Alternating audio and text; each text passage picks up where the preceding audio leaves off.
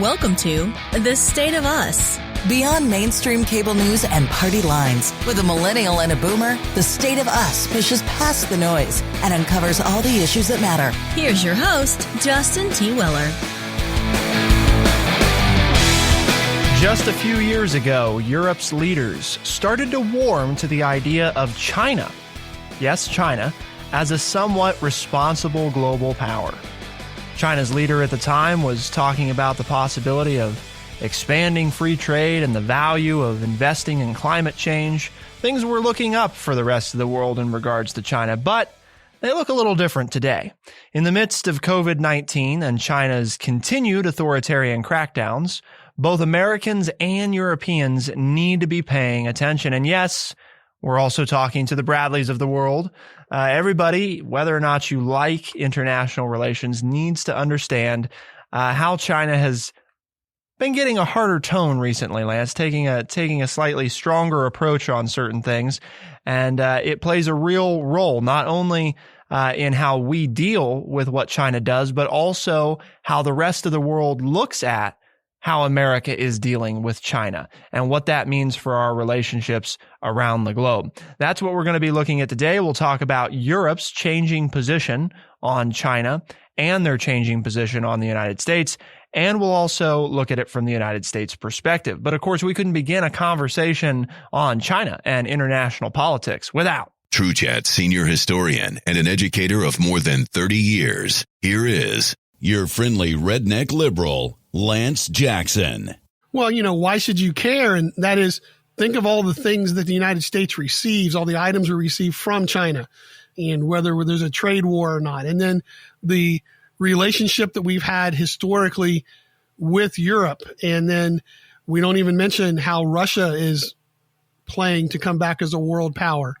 And then if we're going to downplay, as President Obama and Trump have, as with our relationships with Europe, China comes in. I mean, this is all world power, world economy. I think it's something for everybody today. It's not something we think about consciously all the time, but it's going to have a direct impact on where we go in the next 5 to 10 years, how this all plays out. And remember what I've always told you, if you're a longtime listener, China has patience. This is part of a long system. In my idea, this is a long plan that they have had, and they're willing to play it out to get what they want, and that is to be the number one power in the world. I was just thinking about, as you were saying that, Lance, I was like, well, for all you listeners out there that are wondering if you should care about this, I think Bradley likes his Apple products, his iPhone. I'm pretty sure it's a relatively important piece of his life. And, that's manufactured in China. So as long as he likes paying, he might not like paying the $1,000 for the phone, but if he doesn't want to pay, $8,000 for the phone, which I'm sure he'd gladly pay, but, if he doesn't want to pay $8,000, then our continued relationship with China is of importance to avoid that. My wife just received 2 blouses that she had ordered off the internet from a company, and to somewhat of her dismay, which surprised me, when she opened them up and she absolutely loved them, but the tag said made in China. You're right. It's in everyday life, whether it's your technology or even clothing. I was kind of surprised to learn, Lance. I mean, it makes sense as you're reading through the article, but both Europeans and Americans, on the whole, the populations don't have a positive view of China.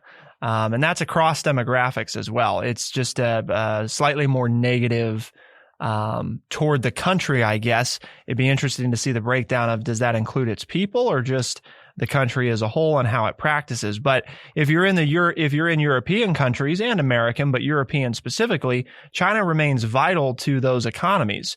And it retains a network of influence throughout the European continent. Bilateral trade stood at $665 billion in 2018, and that's the last year for which EU statistics are available, with a deficit of $203 billion in China's favor. So, substantial money flowing between those economies. Very important. And, whether or not we like it, Lance, right? The reality is China has become integral to pretty much everyday life in America, because so much of the things that we use and interact with, while they may not have been designed in China, they are made there. They come from there. And the only way that we have them is because that's where they're manufactured at the price that we have them at. Not to say they couldn't be manufactured someplace else, but we'd probably not own as much stuff as we did if it weren't for the cheap manufacturing in China. So one of the things that's changed, Lance, is, and we talked about this on the show, right? The Belt and Road Initiative. This was a big initiative from China to invest heavily outside of China in an effort to, what they would probably say is, improve their goodwill around the globe, but it's probably to build goodwill and also to expand their sphere of influence. And this is essentially a massive infrastructure plan. And Europe was very excited about the prospects of this, but with COVID and the economy cooling off in China, a lot of that has changed. And there's some hesitation too, right? We've covered Hong Kong a lot. And the rest of the world, especially democracies, are not fond of the way China is choosing to handle that situation. China wanting to become a bigger player. I wouldn't say they are a major player on the world stage, but wanting to become an even bigger player. They approach the European Union, and it's even more important now that the British have opted out of the EU a little bit. But along with Russia also, Europe's sitting there. And they come in and say, hey, we'll help you rebuild your infrastructure. We'll do it very cheaply, which is, it's like, hey, it's why we talk about we buy all this stuff from China is because it's cheaper. So the Europeans looked at that very highly and thought we can get some stuff done, build up our relationship. The trade is good.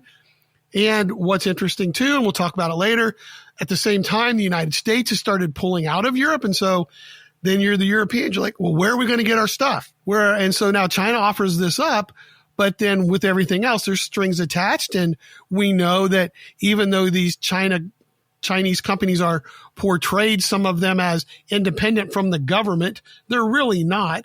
And after the last 4 or 5 years of dealing with China, the European Union is finding that out. And now they're starting to take a dimmer view on what to do. And to me, though, the bigger question then is, okay, they don't want to go with China. Yay for the United States, because it's like, okay, they don't want to go with China. We like that. Yay, they don't want to go with Russia either because they don't like Russia. Those are two good things. But then they turn, and during the last 3.5, 4 years or more, we've been pulling things out of Europe and becoming more nationalistic. And so then instead of taking advantage of this situation and having more of a voice in what's going on in Europe, we too are pulling away. And now there's rumblings in Europe that, led by French President Macron, that, well, maybe we Europeans need to take care of ourselves. Maybe we need to raise our armies. Maybe we need to make our own weapons. Maybe we need to rebuild our plants and make Europe strong again. Well, that's kind of, saber rattling, as we would say in the old days. I don't think that we would like that if we were the United States. If we stop and listen to that, we don't want Europe to be strong enough to think that they can take on Russia, the United States, and China. We built a lot of our power and our success based off a good relationship with the Europeans and even the European Union. And we don't have that now, to the point that, I'm not saying we don't have any relationship with them, but their leaders are starting to look at it and say, maybe we can't count on China. We know we can't count on Russia, and maybe we can't count on the United States. So we need to start to take care of ourselves. The complexity here of people understanding that it's not just about how Europe and China are getting along, how they're getting along and what we do affects how Europe views us. And like Lance said, I think it's important to understand that part of the reason we enjoy the position in the world that we do is because there's a lot of countries who, I don't want to say that they just default to whatever we say, but they're very quick to back up most of what we do or most of what we take on. One of the reasons that in the wake of 9/11, we were able, again, regardless of what you think of, the decision, one of the reasons we were able to deploy on the world stage like that and not encounter too much pushback is because even if our European allies didn't necessarily agree with it, they de facto agreed with it. It's like, and they sent troops, mind you, to fight alongside of us. So even though it had nothing, really, in the grand scheme of things, nothing to do with them, right? I mean, they didn't have a compelling reason other than we were on good terms with them to send their people to die for our revenge, right? And you may say, well, that's not a good situation. We shouldn't have people doing things for us just because they're fearful or they depend on us or whatever. And that's a good argument. But by the same token, do you want somebody else out there who's building up to take on what power you do have? And that's the discussion. That's the questions we have to talk about here in the United States. Because, okay, you say, yay, I'm glad that President Trump pulled out of the climate accord. That's going to help American businesses. There are more American jobs. All right. But who's to say then, because we do that, Europe doesn't start to become more independent? And then when we're looking for allies or we need help, they just look around, shake their head and say, no, we don't want to help you. Well, and the other option there, it's, by the way, the article we're referencing, as always, is at thestateofus.org if you guys want to follow along.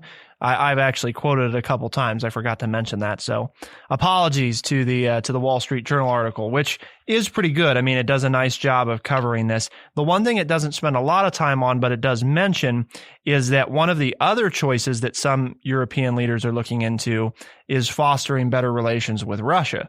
Now, this is not, for a lot of reasons, it's not popular because historically, Europe has viewed Russia as its single greatest threat, but now they're looking and saying, well, we might be off base there. Yeah, Russia, in certain circumstances is, but really China put in this new base, on the northern, tip of Africa, right? This major military installation.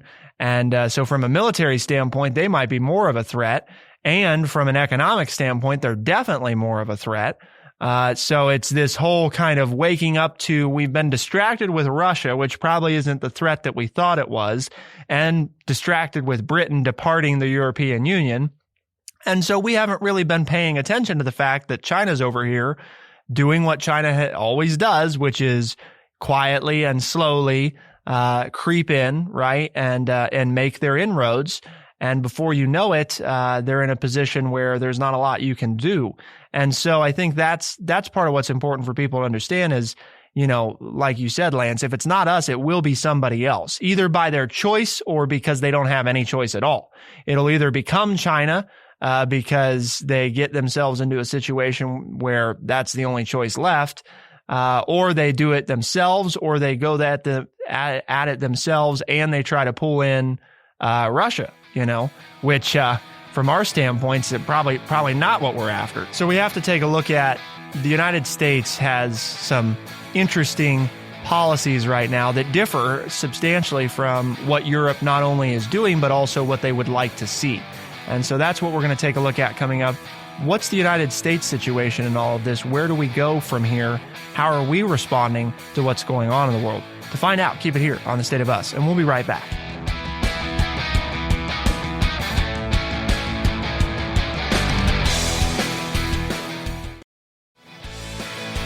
We are The State of Us. Here's your host, Justin T. Weller. The United States of America has had a changing position both toward Europe, China, and Russia for a number of years. And while many of you out there might be thinking, yes, we're about to criticize Trump, to go back to where it started, we actually have to criticize Obama. A lot of people don't always remember this, but some of these cooling relations started under his regime. Now, Obama's style, okay, and here's the distinction, right, Lance? Obama's style was very different than Trump's. I don't need to tell anybody that. Whether or not you liked Obama or you like Trump, I think it's safe to say we can all agree their styles are very different.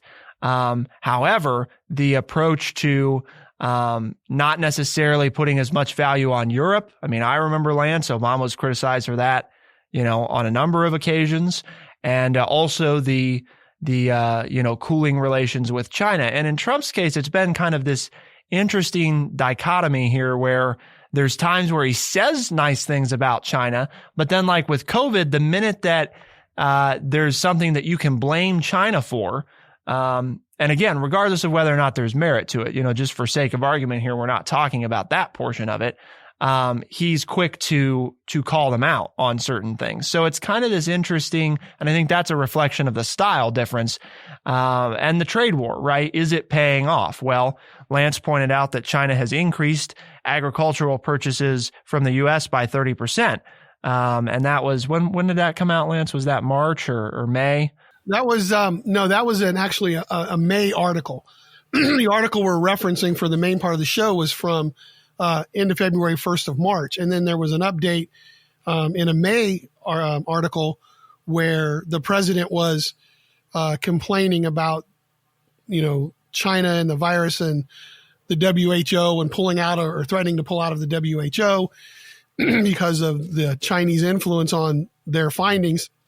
But it was then talking about how, but during all of this bad mouthing, I guess, lack of a better word, of China, the Chinese government was actually increasing its agricultural buys from the United States. Now, not other segments of the economy in the United States, but agriculturally, we know the Chinese were having trouble because of their own issues with COVID-19, providing food and growing food for their huge population. And so they were actually buying more from the United States to feed their own people, along with, while Trump was complaining about their power, their influence over the World Health Organization. So again, as you point out, it's a real mixed message. And the thing with President Obama is that when he was giving, at the same time he was taking away, and everybody felt like it wasn't adversarial. The hardcore European supporters were saying, well, we should have been doing more. Whereas Trump is out front saying, rah, United States nationalism, and we're pulling out of the climate accords, and we're not going to do this, and we're not going to do that, and we don't care, rah, rah, rah. And then behind the scenes, manipulating things so that businesses in the United States will be successful, but not drawing attention to the fact that he's working with these countries a little bit as well, because he wants to be seen as a hardliner with everybody else, only for the benefit of the United States. So it is a style difference, but the difference is that Europe was at least like, okay, we know if it's crunch time, we still feel like President Obama in the United States will be here for us. Whereas in this article that we're referencing from March 1st, the leaders of Europe are quoted repeatedly from France and from Latvia, and even one of the people who is fighting for control of Germany from Merkel are quoted as saying, we can't trust that we're going to get help from the United States. So if we pull away from China, where are we going to get help? And we need help. And if we're not going to seek help from anybody, because we don't trust Russia, we don't trust China, we're not sure it's going to come from the United States, then we need to learn to trust ourselves, which at times when you listen to President Trump, he said, yeah, that's exactly what needs to be done. And I'm saying you don't have to go back too far when all this taking care of one another led to the Second World War, because everybody was nationalistic and only cared about themselves. I'm not saying we're to that point yet, but I'm scared that we're going down that path, possibly. In the counter to a defense of Trump's, not his, because when you say approach, I think that's one of those people don't always know what you mean. In response to the mentality behind it, which is putting American interest first, it can actually yield, not saying that it is, I'm just saying it can yield better results than if you're playing in the interest of the world, because if you're looking out for other people, you do sacrifice then some, and not always do what's best for you. You sometimes do what's something that's okay for you, but might be better for somebody else. And so I think it is that challenge of, like you said, the style difference of saying, but see, I wouldn't say it's all been under Trump. I think the mistrust of whether or not America's going to be there started before that. And how far back, I think I'd have to do some more research, but I think back to the annexation of Crimea by Russia. And I think that was a major fail on a lot of countries' parts. It's not just the United States, where at the end of the day, we all kind of talked big and bad, but just let it happen, Essentially, Russia just, told a country, you are ours, you always have been, and we're just reclaiming you now. And there's nothing that anybody's going to do about it. And nobody did anything about it. And so China's just going to take over Hong Kong, and Turkey's going to take over Syria. Hitler takes Austria without firing a shot, takes over the Sudetenland and Czechoslovakia, promises never to do it again, signs a non-aggression treaty with Russia, all the time building up his troops so that he can then take on the world. Okay, that's where I'm coming with this. We're seeing pockets of all this stuff playing out, and we're like, well, yeah, it doesn't affect us, but it doesn't affect us, or it helps us, like you were saying, well, this benefits the United States. Is it benefiting us in the short term, and are we going to pay for it in a lot greater sense in the future by allowing this to happen? That's my point. You said it perfectly for me in that, okay, things that we're doing now, whether it's Obama, Trump, whoever was doing it, okay, it maybe helps us in the short term, but where are we going to be 10 or 15 years from now when something happens to us and we're looking for help? Like you mentioned 9/11, we were looking for other countries to help us. And they did. They sent in their troops. They gave us money. Sometimes I remember back, people in the United States, well, they're not doing enough. No, but they stepped up. Okay, well, let's say something else happens and we ask for help and they're like, nah, you're on your own. Now, what's the price that we have paid for not keeping these relationships stable? And that's my point. And I'm not saying you're saying we shouldn't do that. I'm just saying that's the risk you run. Okay, so we're doing a lot of things that are helping the United States in the short term. No disagreement there. You can look at the economy before the pandemic hit, and yeah, it was helping, I guess. But at what price? And that's the question I'm raising today.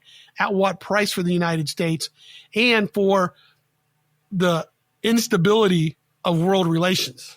The other side of this, and this is part of what we'll look at in the next segment too, Lance, is the world has changed. I mean, from a military standpoint, I think it's interesting how we still place so much value on location of bases. And while I do sincerely believe there's importance to that, I guess there's the other side of, we would point back and say, well, part of what got us into trouble, right, leading up to World War II, is that we were kind of focused on our hemisphere and not necessarily the rest of the world. It's not that we didn't interact with them. It's just that it was kind of like, we mostly are okay here, and, we're going to focus on ourselves. And there's a lot of other stuff going on in the world, but it's an ocean, it's 2 oceans away on either side, an ocean away on each side. And it's not really something we have to worry about all that much. But at the same time, we found out, and then we got snuck up on and attacked, because we were asleep at the wheel, but I guess my point, part of what I want to talk about in the next segment is that still really a concern? Can we actually, because of where we're at from a technological standpoint, is that as much of a concern where a war can be waged and we need to physically be involved in order to be safe? And I'm not saying it is or it isn't, but I am saying I think that's a consideration, because historically it's a valid fear. I mean, that's part of where do these things end? Where does China cracking down on Hong Kong and Russia taking over Crimea, where do things like that end when they essentially, what's happening right now is they pretty much go unanswered? We send out some tough words and nothing happens. So where do those things end? And, does it put us in a better place or a worse place? That's part of what we have to decide when we talk about where do we go from here, which is what we'll be looking at coming up. Keep it here on The State of Us, and we'll be right back.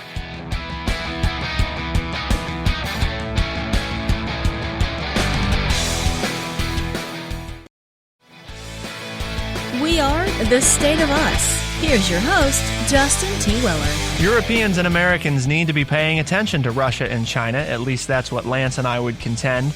Regardless of where we come down on what we should do about it, being informed about what's happening in the world helps us make better decisions about what we want our lawmakers, how we want our lawmakers to approach the rest of the world.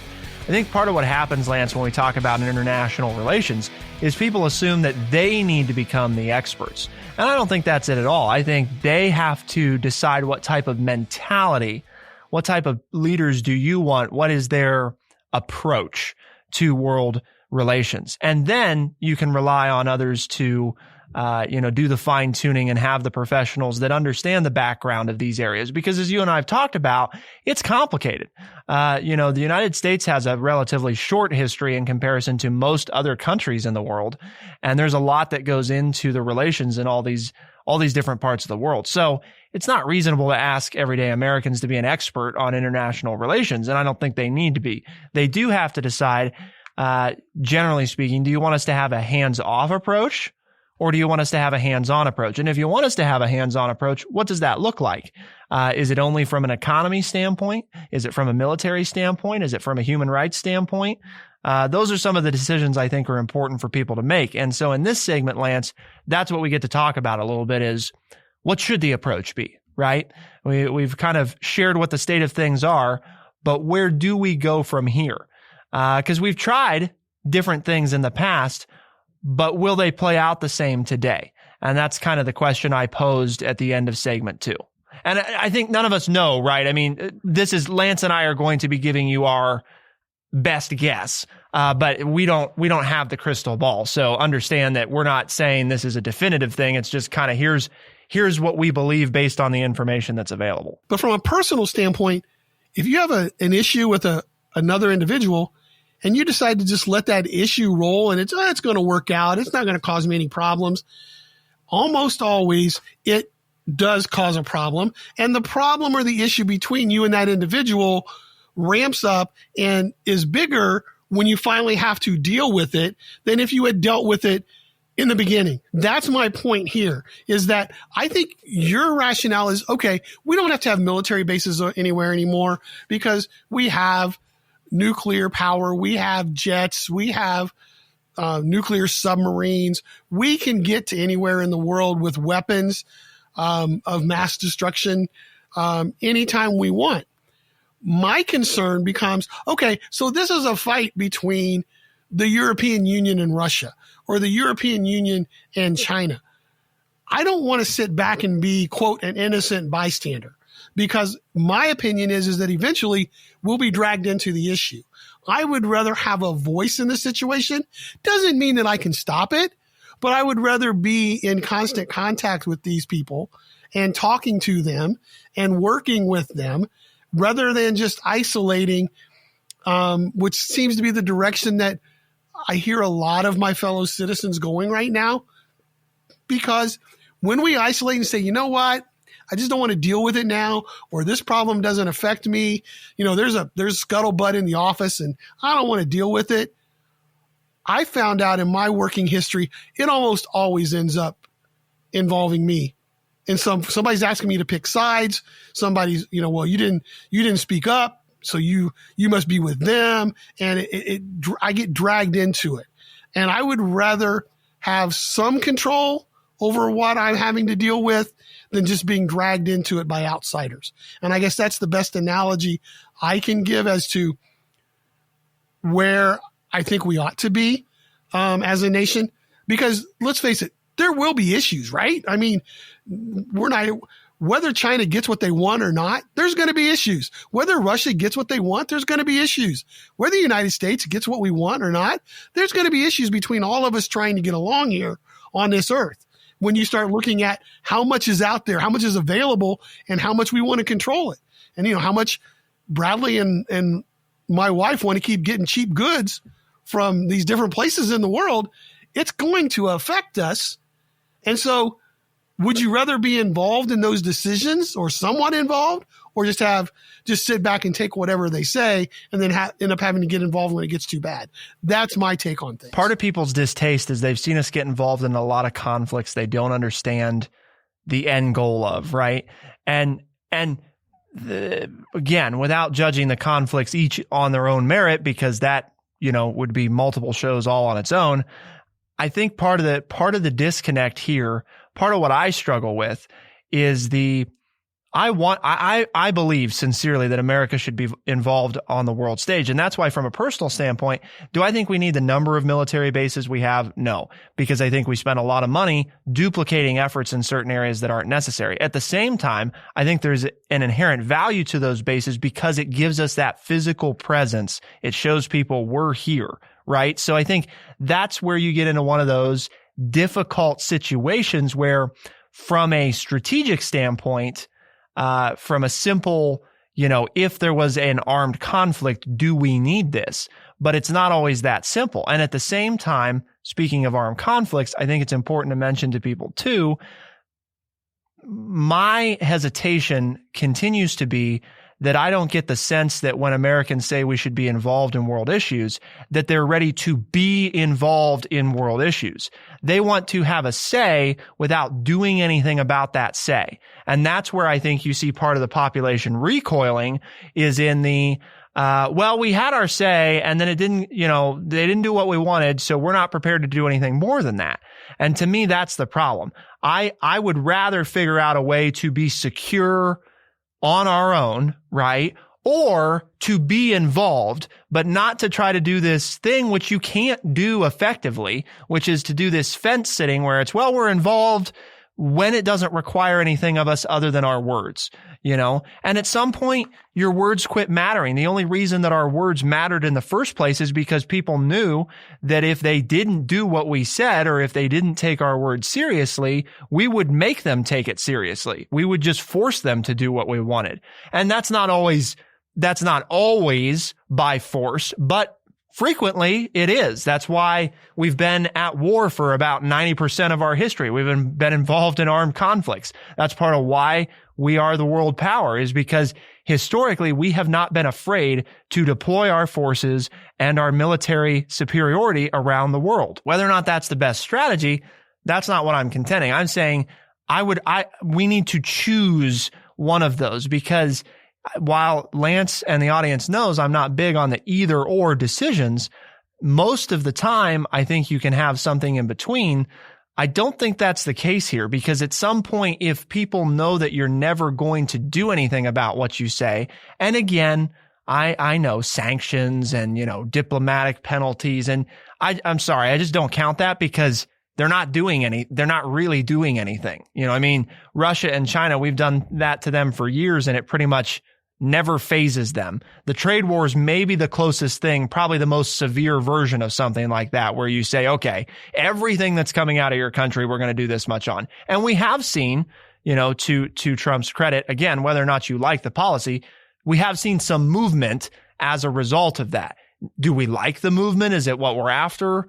That we can debate. But that's, to me, where that disconnect on international relations comes. If we're going to be involved, then we need to be prepared to be involved. And if we're not going to be, then we have to understand we can't just hop in whenever we want, because people aren't going to take it seriously.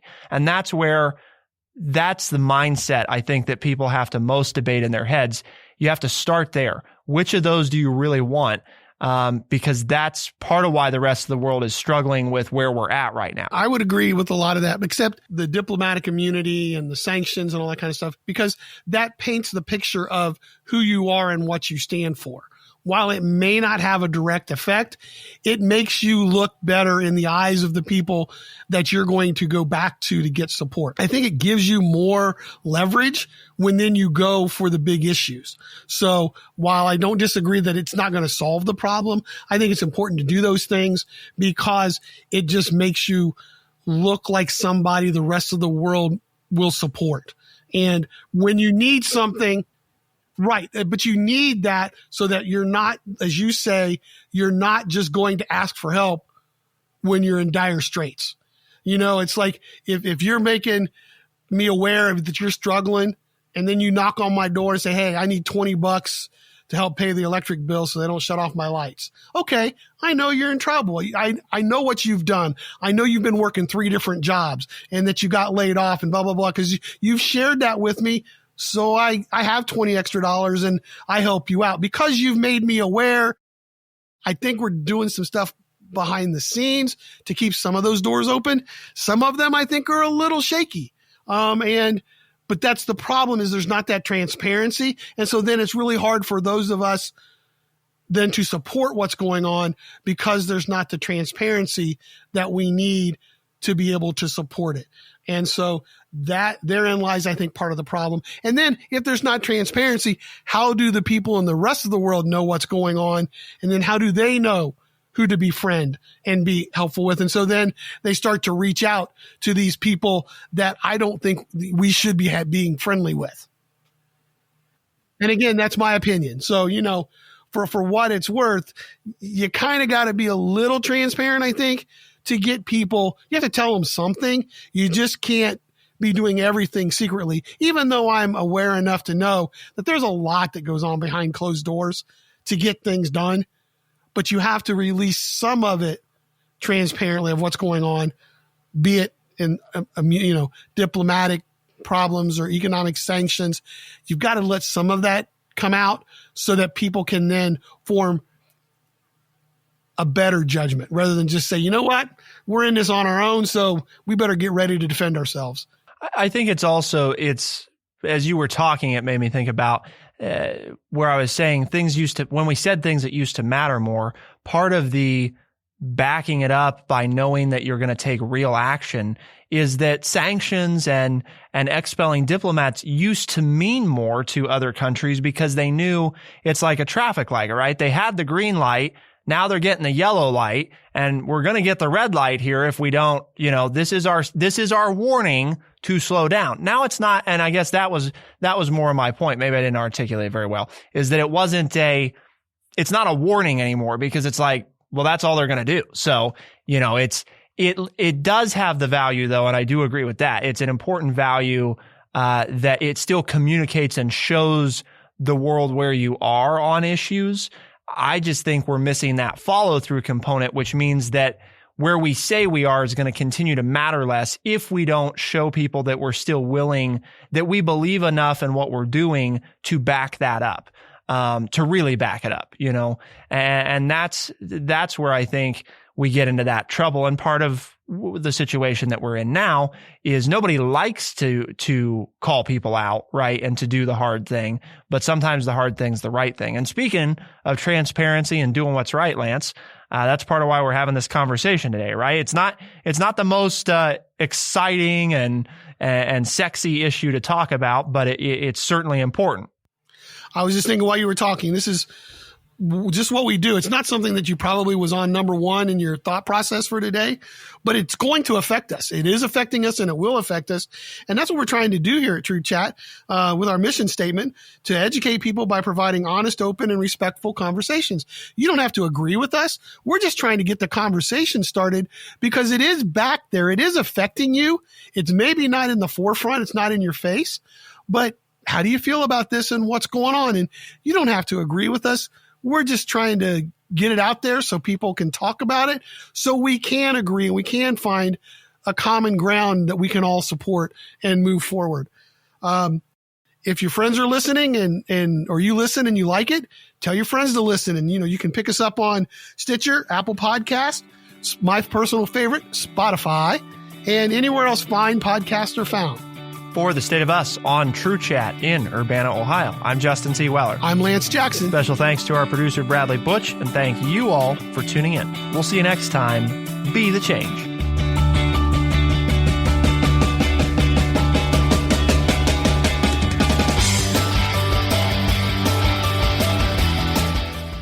Be sure to check out our website, thestateofus.org, for books, articles, and all the ways to tune in.